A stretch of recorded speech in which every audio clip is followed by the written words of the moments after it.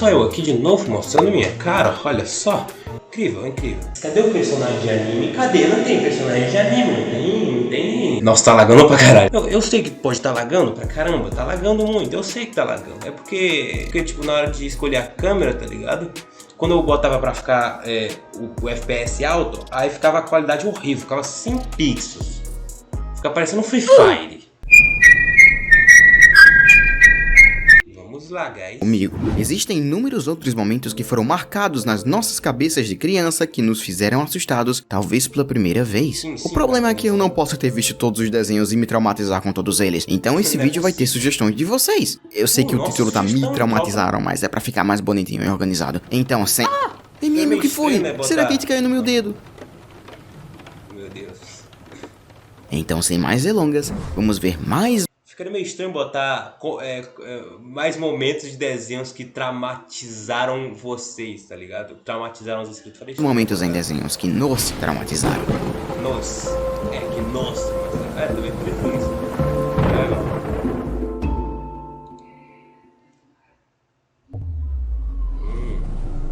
O Incrível Mundo de Gumball. Os Fantoches. Não sei que episódio é esse.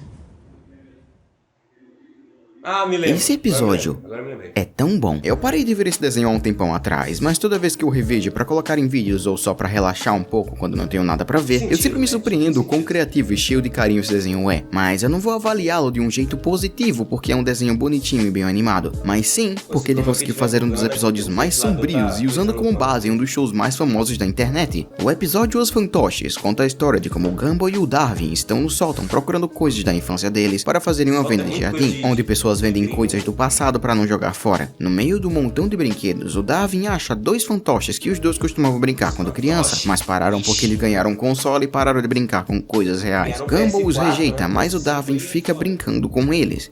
E estranhamente, os fantoches respondem: I'm sorry, we ditched you guys the Christmas we got our first game console. That's okay. We still love you. Bom, me parece que ele tá falando. Eu estou vendo aqui a boca dele se mexendo. Me parece que é ele que tá falando. Se eu estiver equivocado aqui, né? Você sabe que o episódio é tenso quando eles fazem referência a uma das cenas mais famosas de um filme de terror, onde o pai mata sua família. Come play with us, Daddy. Forever and ever.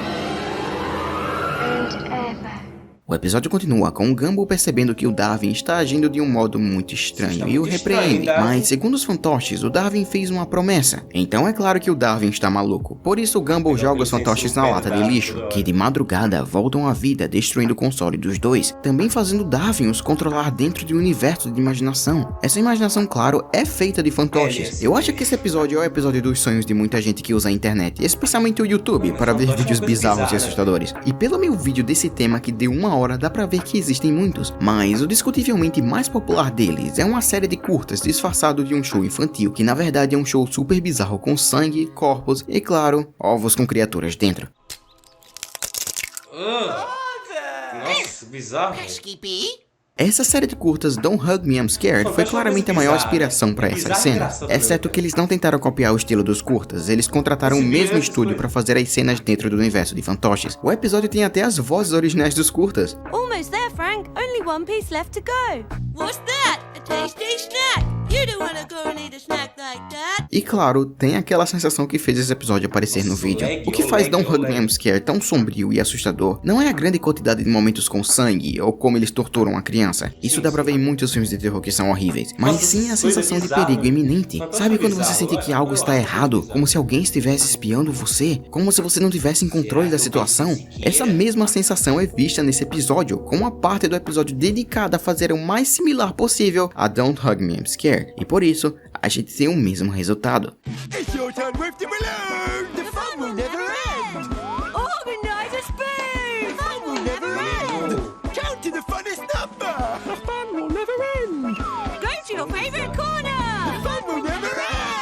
É um exemplo perfeito do porquê esse show ser tão popular. Ele respeita e entende sua audiência. E claro, como a gente não pode acabar um episódio de um desenho infantil com sangue e violência, eles fizeram o segundo melhor. Eles desfiaram os personagens e os mataram na tela, com explosões.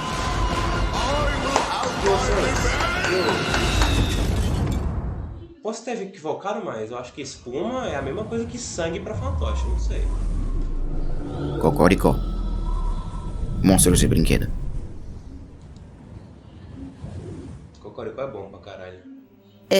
Ok, lembra que eu disse que esses momentos foram me mostrados por vocês? Bom, esse aqui foi um deles, mas com uma diferença. Eu realmente fiquei com medo desse momento quando eu vi na TV, mas eu tinha esquecido até eu ser lembrado por vocês nos comentários. E estranhamente, esse é um show brasileiro. Durante a primeira temporada desse show, para ser mais preciso o episódio Monstros e Brinquedo, a gente acompanha a história de como a turma acabou de ver um filme de terror. Tal filme de terror onde o monstro de palha aterroriza todo mundo. Eles ficam com medo do monstro de palha e ficam procurando quando descobrem um pouco de palha no chão. O monstro então nos é revelado e tem um design tão bizarro e estranho que eu fiquei surpreso que ele foi aprovado. O jeito que ele se move e esses olhos tão profundos e escuros, o lance aqui obviamente não é real. Era só um espantalho criado por outro personagem para espantar os corvos. A parte que me traumatizou de verdade foi o final musical que tocou após esse episódio, com Astolfo, um personagem bebê que é amaldiçoado por esse mesmo espantalho que impede ele de chamar sua própria mãe. É tipo aquele tipo de paralisia do sono que você tenta chamar por ajuda, mas não consegue falar e fica com mais e mais pânico. Essa cena me deixou super ansioso quando criança, e esse design com esse espantalho ficou preso na minha cabeça por muito tempo. Eu só não sabia de onde. Nossa, o lag tá absurdo, mas deixa. Nossa, a edição tá muito foda. Hora de aventura. Muito foda, toda Ninguém pode te ouvir. cinematográfica. Toda... Yo. No vídeo passado eu disse algo que realmente me deixa desconfortável e assustado até hoje. Ficar sozinho. E além de Steven Universe, que fez aquilo de um jeito sombrio, mas bem na cara, Hora de Aventura me deu essa mesma sensação de um modo mais sutil, e eu até diria mais perturbador que Steven Universe, porque Hora de Aventura é um desenho que eu realmente gosto. Ninguém Pode Te Ouvir é um episódio que começa normal, com o Finn e o Jake lutando com uma criatura super estranha, que dessa vez é um cervo. Eles tentam pegar o personagem, mas o Jake cai do cervo batendo a cabeça, e o Finn tem suas pernas quebradas e jogado na parede. Esse cervo aí quebra as pernas do Finn. Vacilão. A cena fica escura e a gente acorda no hospital, com mais ninguém. Paging Dr. Ice Cream. Ice cream for my mouth. Nos também é revelado que o Finn está com pernas engessadas e que precisa de uma cadeira de rodas para poder se mover. Saindo do hospital, a gente dá de cara com um reino doce totalmente deserto, sem sons de fundo, sem pessoas, sem vida. Você vê casas vazias, janelas batendo. É como se eles estivessem lá, se escondendo de você. Como se tivessem pessoas lhe encarando, mas não querendo sair. E pode parecer que eu estou exagerando, mas o episódio fica pior. Lembra quando o Jake bateu a cabeça antes do Finn entrar em coma? Por esse motivo, o Jake perdeu a cabeça e está confuso no que está rolando, dizendo que o povo está na verdade se escondendo dele para fazer uma festa de aniversário para ele mesmo. De algum jeito, o Finn acredita nessa teoria estúpida, se dizendo que faz sentido, porque afinal das contas, ele só ficou apagado por 1 ou 2 dias, não foi? Chega a noite e o Finn começa a duvidar dessas teorias do Jake, o que faz ele ficar super irritado e com a cabeça doendo, por isso vai dormir. Aquele mesmo cervo aparece e vai embora sem razão, e provoca sons saindo do esgoto. É o Witch. That sounds like pênis do Ice. candy people. O Finn tenta convencer o Jake a checar, mas é revelado quanto tempo o Finn realmente ficou dormindo. 5 anos. I'm being patient. I waited all day, Jake. Well, I've been waiting 6 months. Ah, 6 months. 6 months. Have I been asleep for 6 months? O Finn então percebe que o Jake perdeu a cabeça e decide correr para o esgoto, quando é parado pelo Jake e amarrado na tenda. Ele consegue se livrar e correr para o esgoto, onde ele se depara com as cenas mais bizarras do show.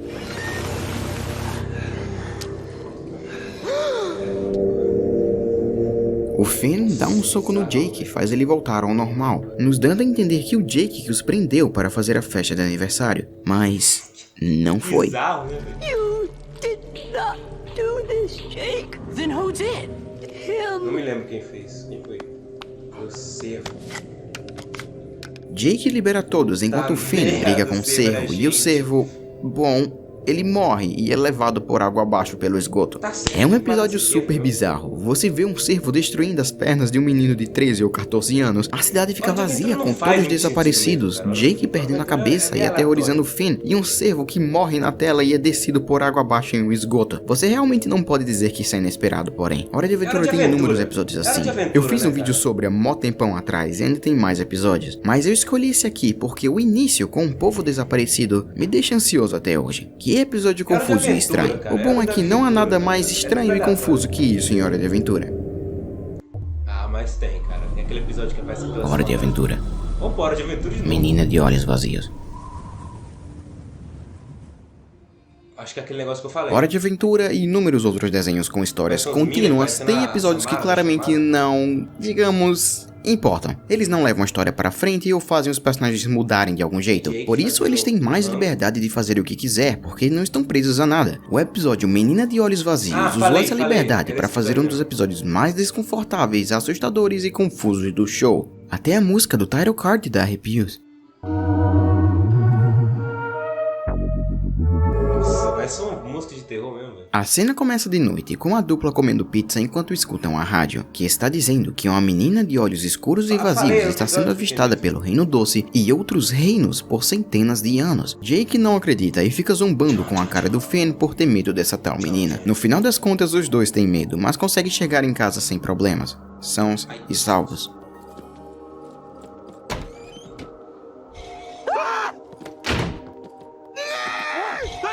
Eu fico muito medo desse filme, né, criança? Puta medo. She's too creepy, man. I know. Finn então liga para o apresentador da rádio, tentando entender o porquê dela ter escolhido os dois, enquanto Jake vai para o segundo andar enquanto ela está lá, olhando de longe. A situação fica pior quando isso acontece. Okay, let me write this down.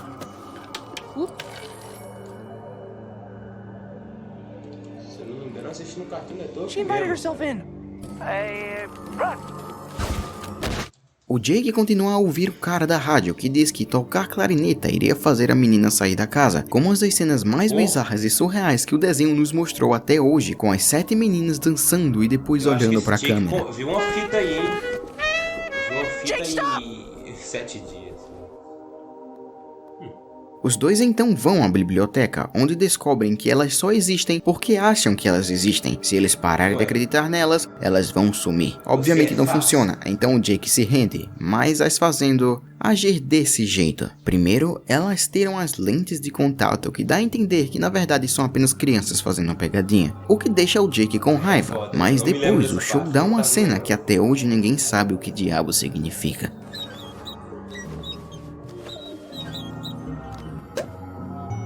Meu Deus. Hora de Aventura é uma coisa bizarra, velho. Hora de Aventura é bizarro, cara. Não tem o que fazer. É a essência do Hora de Aventura. Ser bizarro. Essa é a essência. Olha o lag da Aventura. Olha o lag. Qual é o próximo item da nossa lista? Match. Da sua lista, né? Da minha, não. Da nossa. Nossa. As Aventuras de Mark Twain. Satan. Satã. Acho que, por mais que você não seja o tipo de pessoa que lê livros, esse nome Mark Twain foi ouvido pelos seus ouvidos alguma vez na vida. Isso se deve porque ele é super referenciado em filmes e produtos da América do Norte. Isso acontece por ele ter sido um dos maiores artistas da história americana. Foi ele que escreveu o livro Huckleberry Finn, que é lido até hoje para crianças em escolas. Hey, I'm Mark Twain. Pretty cool book, huh? Digamos que ele foi o Machado de Assis da história americana. Ok, relaxem, eu estou dando essa lição de história porque o item dessa parte do vídeo não é exatamente um desenho animado, não com episódios ou temporadas, mas sim um filme em stop motion. Esse filme é tão bizarro e estranho que toda vez que eu vejo eu fico com uma sensação de vazio, como se eles tivessem pego aqueles sonhos bem detalhados e bem feitos que às vezes você tem e tivesse colocado na tela. Eu digo isso porque o filme é bom, ele só é estranho. Ele conta a história do autor, Mark Twain, que apenas no primeiro texto do filme nos mostra o quão excêntrico esse homem foi, dizendo que ele acha que é de outro planeta e que assim que o cometa Halley fosse visto, ele iria parar de escrever porque sua dívida estaria paga. Bom, ele estava certo, porque em 1910 o cometa passou e ele morreu de um ataque cardíaco 3 dias depois. Tudo isso é real, acreditem ou não. O filme, porém, usa essa história como base, mas leva tudo no modo literal, com o Mark sendo literalmente de outro mundo e usando o cometa como seu último ato antes de morrer. O filme também usa 2 personagens dos seus livros, 2 amigos, um que quer ter aventuras e um que é preguiçoso e quer passar o resto da sua vida dormindo. Também uma menina que é a esperta do grupo, como é de praxe. Os 3 nos apresentam o próximo ato do Mark, que envolve ir direto para um cometa onde ele vai bater o balão, completando assim o seu tão dito destino. Por serem crianças, o trio entra no balão, mas ficam nele enquanto ele sobe e não pode descer. Durante a viagem, não somos contados histórias do autor, e também nos é mostrado uns flashes de um homem que aparentemente está despercebido do Mark. Esse mesmo homem que abre o elevador para o quarto do Mark, e lá nos é contada uma história. Desta vez, a história de Adão e Eva, da Bíblia mesmo. E nos é contado aquela clássica história onde Adão e Eva querem aprender e descobrir o mundo, mas são punidas por fazer perguntas. Mas antes que a história possa ser terminada, o balão é atacado por uma tempestade que foi causada pelo mesmo homem misterioso. Esse homem então leva os 3 para o elevador, onde descobrimos que ele na verdade é o próprio Mark, mas um Mark sem aspirações e vontades, apenas o lado ruim dele, que enquanto o Mark mostra a história de Adão e Eva, o Mark do mal conta a história do diabo. Hello, Who are you? an angel. Não é não. What's your name? Satan. Os personagens entram no universo do diabo, onde eles têm controle total deste universo. Ele pede para as crianças criarem personagens para habitarem esse lugar e mostra a superficialidade desses seres vivos. Essas criaturas são obviamente uma representação do ser humano, que brigam uns com os outros e não se respeitam de um jeito lógico, mas sim baseado em emoções. O diabo então fica de saco cheio e mata esses 2 seres humanos, que sentem dor e remorso. What fascinations there are on this planet. Strange mortals with curious customs.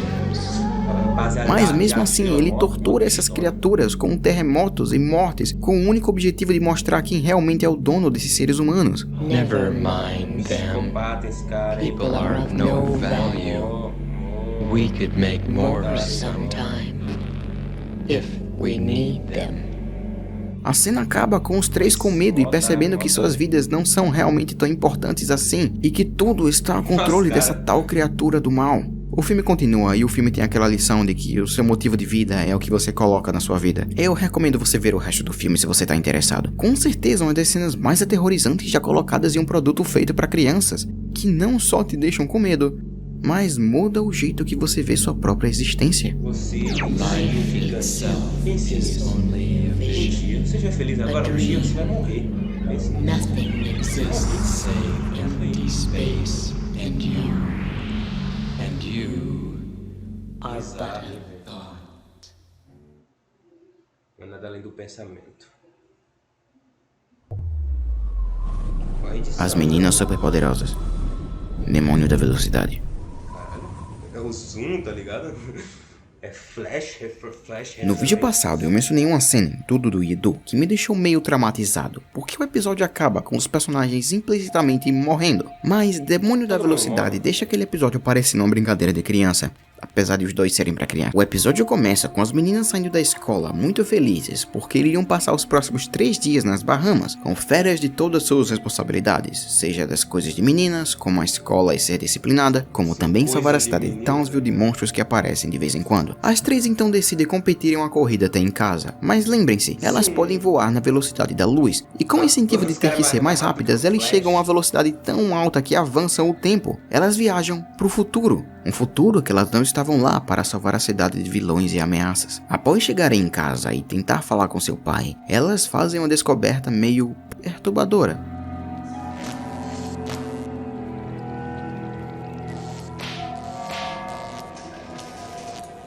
Sugar, spice and Açúcar, powdered tempero rice.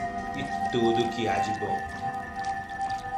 Como é que o cara esquece? Oh, darn. Why didn't I write it O cara down? esquece uma receita com O 4 professor está tentando criar outras meninas superpoderosas para substituir aquelas. Ele está tão mentalmente bagunçado que acha que as meninas são alucinação. A situação fica pior ainda quando elas percebem que o professor não foi a única coisa afetada com esse desaparecimento. A cidade toda foi destruída com o céu vermelho sangue e prédios destruídos. O trio vai para o centro da cidade e para o prédio do prefeito, que não está melhor do que o resto, com o prefeito morto. Call the girls, I said. Call the Powerpuff Girls. E para as meninas superpoderosas, mas elas não apareceram. Why wouldn't they come? It Elas não doesn't make apareceram, não faz o menor any sentido. sense. Ele se foi. O prefeito.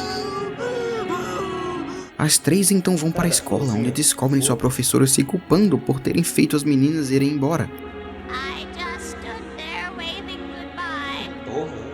I just stood there waving goodbye, and they raced off. Fazendo referência à última vez que as meninas foram vistas. E com isso nos é revelado que a cidade ficou esperando pelas meninas por 50 anos. Mas quem fez isso? Quem destruiu a cidade de Townsville? Ele. Ele destruiu a cidade. Yes! As you race through time, the whole world went to heck. As meninas tentam o derrotar fazendo a única coisa que elas sabem, violência, que não serve de nada, já que ele consumiu toda a energia da cidade, o transformando em um deus enquanto a cidade cai no inferno. Tudo porque as meninas superpoderosas não estavam lá para salvá-la. Simplesmente vocês não saem da cidade, já que é assim, tá ligado? Sai da cidade simplesmente. De algum jeito elas conseguem voltar no tempo e decidem que ficar na cidade é a melhor coisa para se fazer. Caso contrário, a cidade pode literalmente ir pro inferno. Então, o episódio acaba desse jeito. Eu não sei qual é exatamente a mensagem desse episódio, especialmente quando eles colocam consequências tão sérias e claramente perturbadoras nos mesmos personagens que a gente viu por 62 episódios até esse ter saído. Agora, a gente sabe que essas meninas não podem aproveitar a vida e serem crianças, porque se elas quererem sair dessa mesma cidade, o mundo vai virar um corredor de sangue. Ah, mano, mata esse cara aí, vocês podem ir embora, se matar. E agora, qual é o próximo item da lista, Matt? John. Coragem com covarde. A máscara.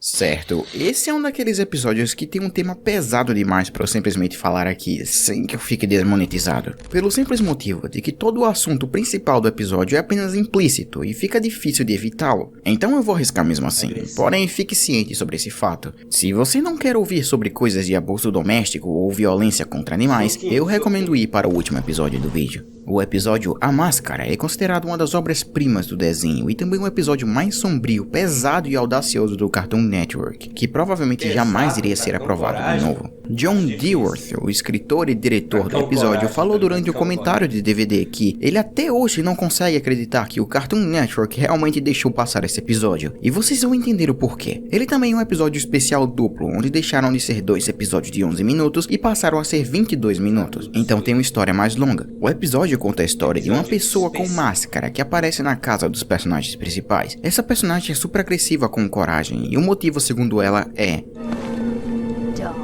Todos os cães são malvados.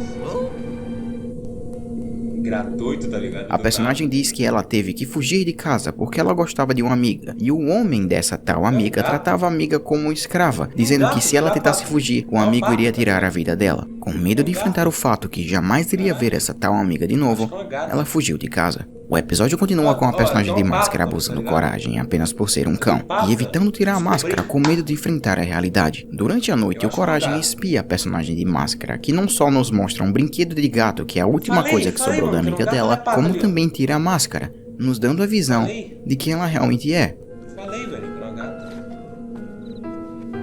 Ele é o Bills, na verdade ele é o Bills.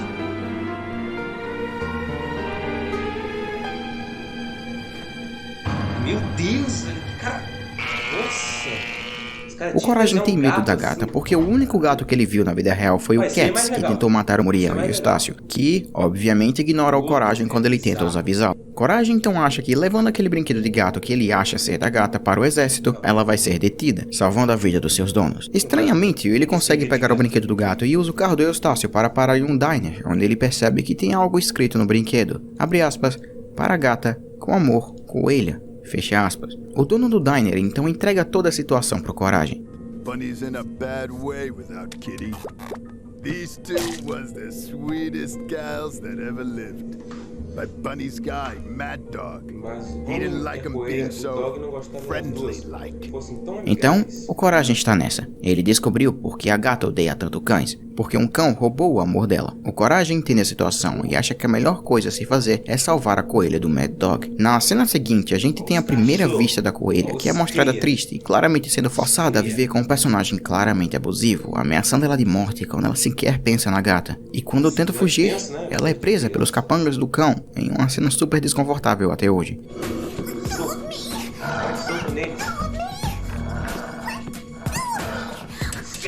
O Coragem eventualmente consegue entrar no quarto da coelha de algum jeito e consegue matar, literalmente matar, todos os cães capangas, deixando apenas o cão atrás deles. Mas o Coragem faz o trem bater no carro do cão, o matando também. A gata está no mesmo trem, e a gata e a coelha ficam melhores amigas, para sempre. Esse, sem dúvida, é um dos episódios mais sombrios do show. O fato do episódio conseguir mostrar abuso doméstico e um relacionamento lésbico em um desenho, tudo isso apenas em 2002, mostra o tanto que esse show conseguiu fazer. Gata não querendo tirar a máscara não passa de uma alegoria ao fato que ela sempre tem medo de enfrentar os próprios medos, por medo de violência. Coisa que infelizmente é o que acontece diariamente na vida de muitos. As duas claramente se amam, mas uma delas está presa em uma relação tóxica. É uma história super sombria e pesada, não só para um desenho infantil. E fica pior ainda quando você percebe que isso é realidade para muita gente.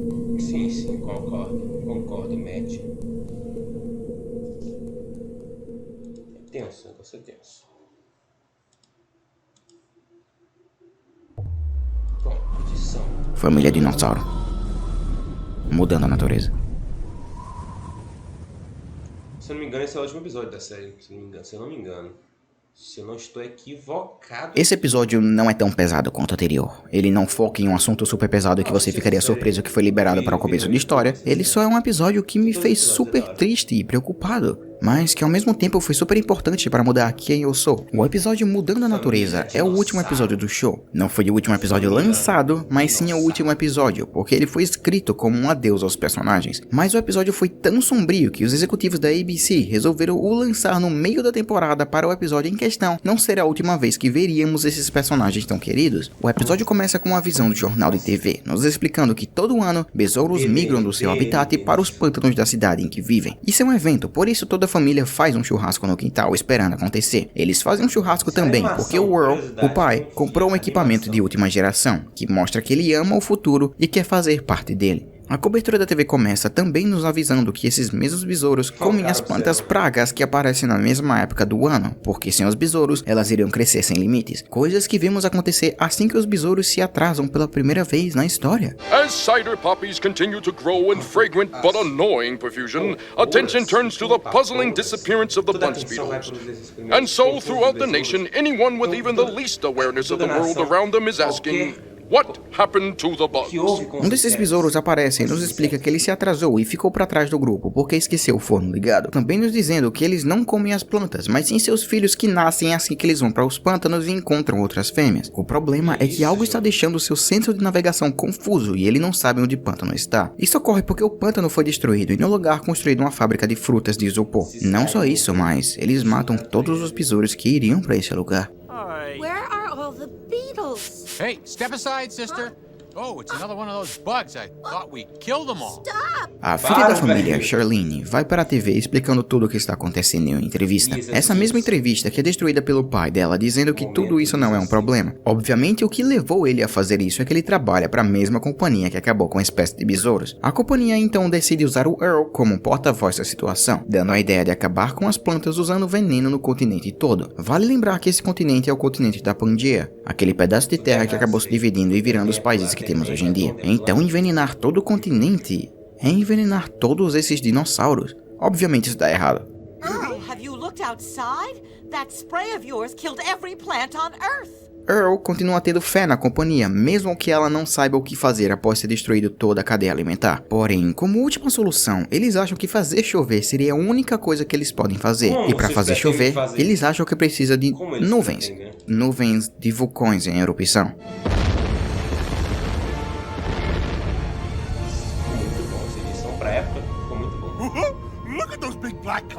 Olha para essas nuvens. Só isso. Essas nuvens, na verdade, são fumaças. Fumaças que bloqueiam o sol do planeta todo, causando frio e neve por um tempo indeterminado. Até o Earl está com medo do que fizeram e decide que sim, passaram dos limites. What are you whining about now, Sinclair? Sim, claro. Sir, I think we may have gone just a bit too far this time. Com temperaturas mais baixas que nunca, o Earl pede desculpa à família, explicando também que esse é o fim do mundo. What's gonna happen Esse to bebê é her? incrível, cara. Esse moleque é incrível. Esse moleque é o cara mais foda da série, tá ligado? Well, Esse baby é foda. Esse bebê. É o cara mais incrível da série. Eles ignoraram a natureza e agora não tem mais nenhuma. E com a última reportagem, o episódio acaba assim, com silêncio. And taking a look at the long-range forecast, Dando uma olhada, snow, neve darkness, contínua and e extreme escuridão cold. e frio extremo. This is Howard Me Handupman. chamo Howard Andung. Boa noite. Boa noite. Goodbye. E adeus. Eu sou William Bonner. Imagina o William Bonner falando Esse episódio é realmente pesado. Dar adeus a personagens que a gente conheceu por anos, com a escuridão os cobrindo e neve os cercando, deixando claro que a família, junto de todos os outros personagens do show, congelaram até a morte. Esse episódio foi feito para o show dar uma jogada nos protestos que estavam rolando nos anos 90, mas diferente da maioria dos outros shows que usaram esse fato como piada, o show tentou mostrar as consequências do presente. Como eu disse, esse é o último episódio canônico da série, então tecnicamente os personagens estão mortos. É insano que esse episódio tenha saído, porque é um show sitcom feito para famílias, onde no último episódio todos os personagens morrem. É algo totalmente fora do padrão, e eu não sei dizer se isso foi feito de novo. Então quando alguém dizer que esse lance de mudança climática é falso porque começaram a falar do nada, lembre-se, isso foi um fato conhecido antes dos anos 90, porque para esse assunto ter aparecido em um show tão popular, tinha que ser bem conhecido. É claro. Eu não queria acabar esse vídeo falando desse tipo de coisa, porque esse é um canal de entretenimento, mas acho que esse assunto é o problema que mais me traumatiza até hoje. O futuro. Notícia de emergência. Aparentemente o mundo está com um ar tão poluído que qualquer faísca irá fazer o ar pegar fogo. Oh. Porra, Matt. Pum. Ah, pensei que ia explodir. Liga o ar-condicionado. Do nada, acho que é a net, passa. Acho que é a net. Enfim, acho que o vídeo foi esse. Espero que vocês tenham gostado do react. Foi meia hora de vídeo, tava gravando, se não tivesse gravando eu ia ter que quebrar meu monitor. Mas não, tava fazendo react e não tava gravando, tá ligado? Vai ser foda. Eu tenho que reagir de novo e falar, primeira vez que eu vejo aqui, né? Quem sabe eu estou fazendo isso agora. Enfim, o vídeo de hoje foi esse, espero que vocês tenham gostado. E é isso aí. Não acredito na NASA, ninguém foi pra Lua. Como é que entrou na Lua se não tem porta? Sempre perguntem isso. Como é que entra na Lua se não tem porta? Ela é redonda. Se entrou na Lua, fica no foi no Sol. Então é isso aí. Se inscreve no canal para mais fatos científicos 100% comprovados.